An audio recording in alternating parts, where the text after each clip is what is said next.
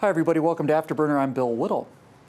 Well, just before the election back in 2004, Newsweek's assistant managing editor Evan Thomas made an appearance on PBS's Inside Washington, where for some reason, known only to God and his bartender apparently, he said openly what everyone in the news business knew to be true.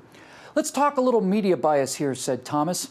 The media, I think, wants Kerry to win, and I think they're going to portray Kerry and Edwards. I'm talking about the establishment media, not Fox, but they're going to portray Kerry and Edwards as being young and dynamic and optimistic and all. And there's going to be this glow about them that's going to be worth, collectively, the two of them, that's going to be worth maybe 15 points.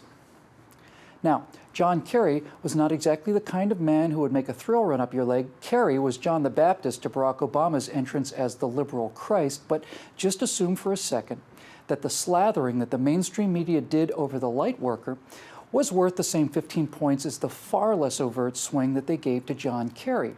You know, I did the math several years ago, and if you swing 15 points of media bias, which, if you'll pardon the expression, is a pretty conservative view of what media insider Evan Thomas thought they'd given John Kerry, then as I recall, Barack Obama carries Delaware, the District of Columbia, and that's it.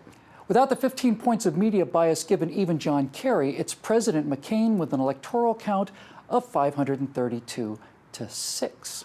You know, 15 points of bias is clearly obsolete. It's much higher than that today. And it's not just the negative coverage they give to Republicans. Negative coverage is the press's actual job. And it's not just the fawning coverage or downright cover they provide to Democrats when actual facts don't go their way, as actual facts are wont to do with Democrats. The real bias is in the silence. It's in the stories they cover inadequately, if at all. Now, that's systemic and pervasive bias, and while that'll usually do the trick, sometimes emergency measures are called for, such as that moment in the 2012 election when Candy Crowley imposed her not inconsiderable bulk between a down and out, on the ropes, confused and disoriented Barack Obama and the merciless hammering of Mitt Romney, calling the president out on his own records using his own words. Once Candy Crowley tagged Team Obama and stepped into the ring, Romney had two choices. Either say something like, "Miss Crowley, this election is between Barack Obama and Mitt Romney. You're not on the ticket, so you either sit down and shut up while he's answering, or I am walking off of this stage right now." Now, he could have either done that or simply taken it and gone on to lose the election. But no. We walk into debates hosted by unbiased newsmen like ABC reporter George Stephanopoulos, who ran Bill Clinton's campaign in 1992. And we expect that by showing how swell we are, they're going to play fair in return. How's it working out so far? So, when Ted Cruz interrupted the appalling bias of the CNBC crew in the last debate and read back their questions to their faces and then compared them to the questions asked of the Democratic candidates, it wasn't just an applause moment, it was a game changer.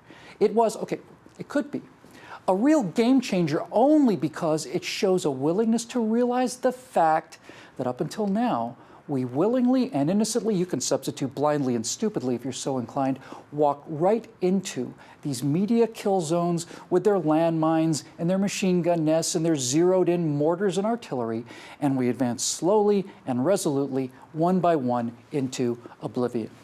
No, by calling out the media, and especially by framing it not as you versus me, but as the entire media against the Republican field, all of us, Ted Cruz has not only put a marker down, he's launched a flare up into the sky. He has, in fact, and for the first time in my memory, started to prepare the rhetorical battle space for our side.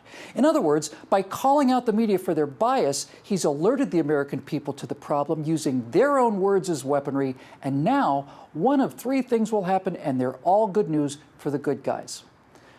One, the media bias will continue, and Ted Cruz and hopefully all the others will come to each other's defense against this common adversary. Every time we call them out, the case gets stronger, and the American people become more aware of it, and the American people are fundamentally fair. Two, even better, the media, terrified of letting the 15-point or 20-point or 30-point electoral bias cat out of the bag, will back off of the gotcha questions for Republicans and the what's your favorite color question for the Democrats, and the net effect will be the bias will be reduced. Or three, and better still, we will finally wake up to the ongoing massacres that we endure in the name of fairness and have the Republican debates hosted by conservatives.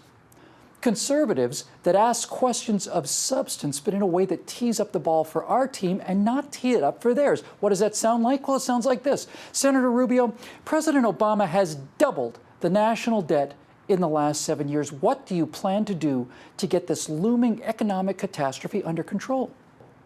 See how easy it is? Now look, as far as I'm concerned, the primary debates are inside baseball.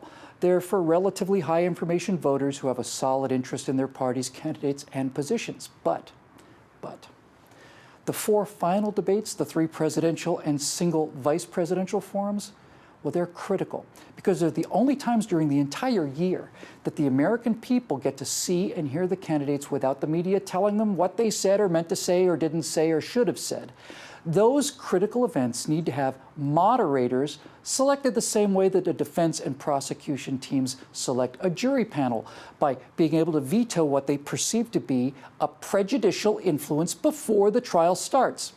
Or we can finally wake up to the fact that these so-called moderators from CNBC and CNN, ABC, NBC, CBS, all the rest, are simply partisan hacks for the Democratic Party defending that 20-point Republican headwind. And so we can agree that people like George Stephanopoulos and Candy Crowley and Charlie Rose can host one debate, so long as Rush Limbaugh, Sean Hannity, and Mark Levin get to host the next one, and so on.